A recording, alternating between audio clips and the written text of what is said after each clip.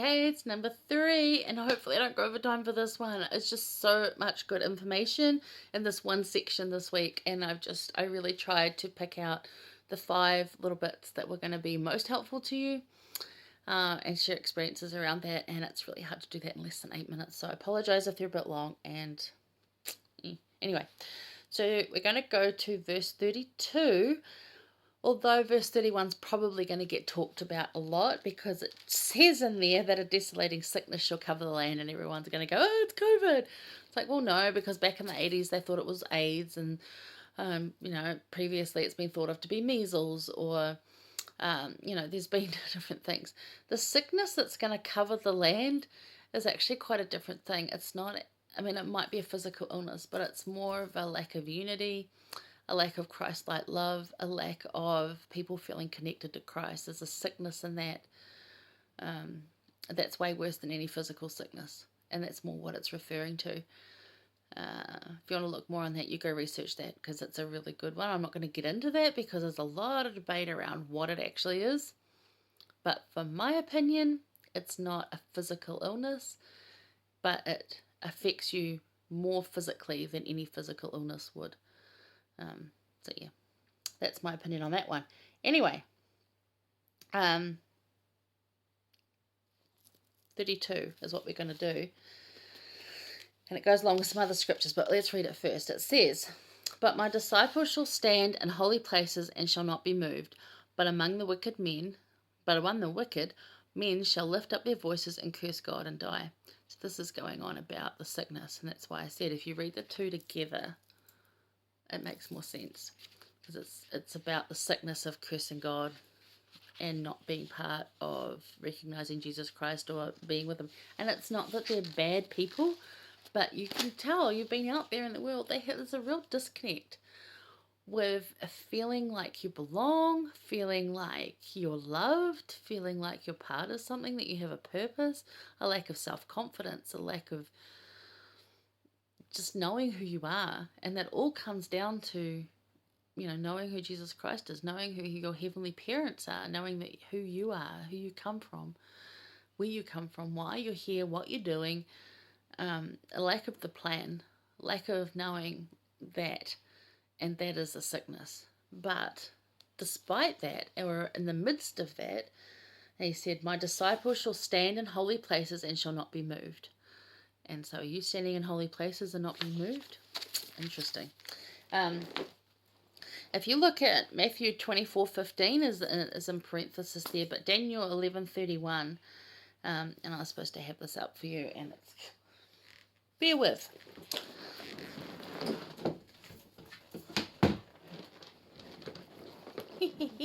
Slidey chair. Right, let's see how fast we can find Daniel. Oh dear. I'm not good at where Daniel is in the Old Testament. Nope, and look in the index. Anyway, Daniel talks about, it in a different way, because they both refer to what Daniel said. That's what it says in Matthew 24:15 and the Joseph Smith translation of Matthew 24:15. Both say what Daniel said. So it's important to go and look at exactly what Daniel said. So if I can find the tiny, tiny little book of Daniel.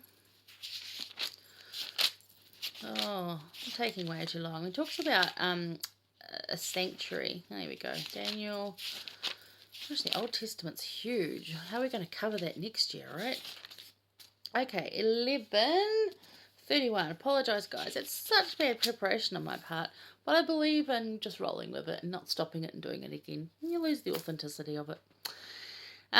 Yes, so Daniel 11:31 says, an arm shall stand on his part, and they shall pollute the sanctuary of strength, and shall take away the daily sacrifice, and they shall place the abomination that maketh desolate. Now you remember this is Old Testament speak, so pull that apart. But yeah. So Daniel speaks, because I remember both go back to say what Daniel said. So go back and look at what Daniel said. There's footnotes there, use them. He speaks of a sanctuary of strength being polluted and having our daily sacrifice taken away, having it made desolate. So although we don't go out and do daily sacrifices as in sacrificial lambs or whatever, like there's no daily sacrifice, there's no like taking something to an altar, because why? Christ is resurrected. We do not no longer need to have those kind of offerings. We do different kind of offerings.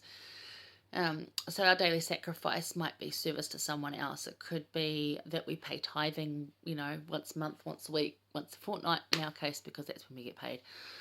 And although we don't do that daily, because we don't get paid daily, it is still that sacrifice. It's just an all-encompassing thing there.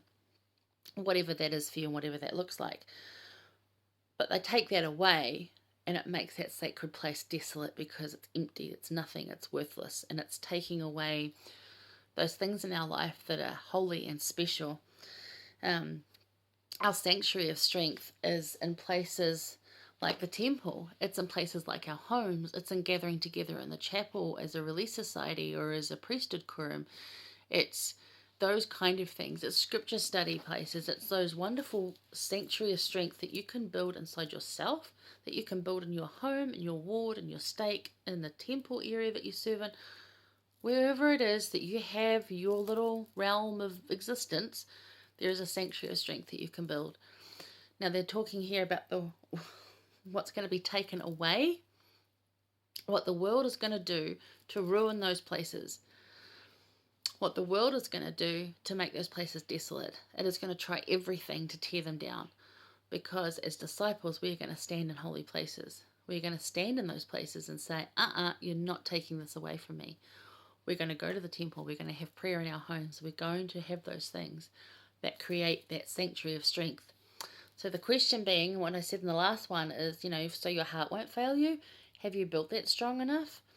Has your strength base strong enough? So where is your sanctuary of strength?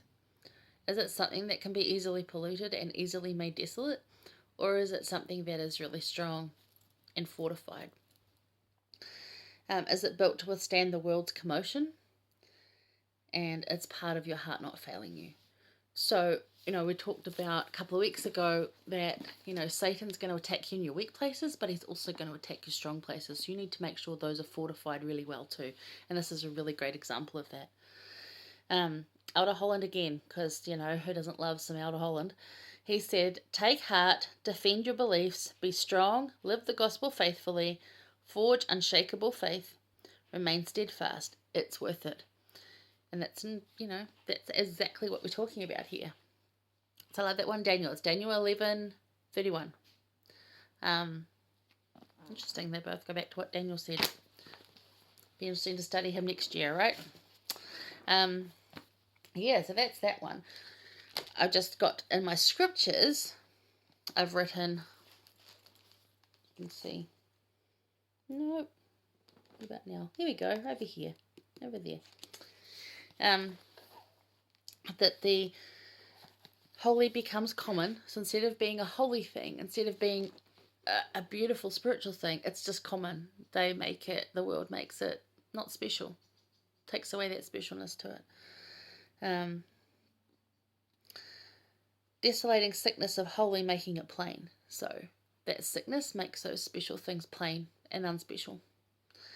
And disciples stand in holy places and not moved, have a sanctuary of strength, untouched by the scourge. So this scourge of desolating sickness that's out there, endeavour to have your homes untouched by that.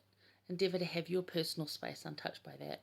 Endeavour to have you largely untouched by that. It's going to come at you, but don't absorb it.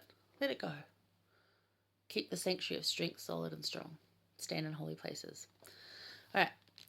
That's that one. And I've gone over time again. I'm so sorry. But yeah, I'm going to go to Insight 4. All right. Stay tuned.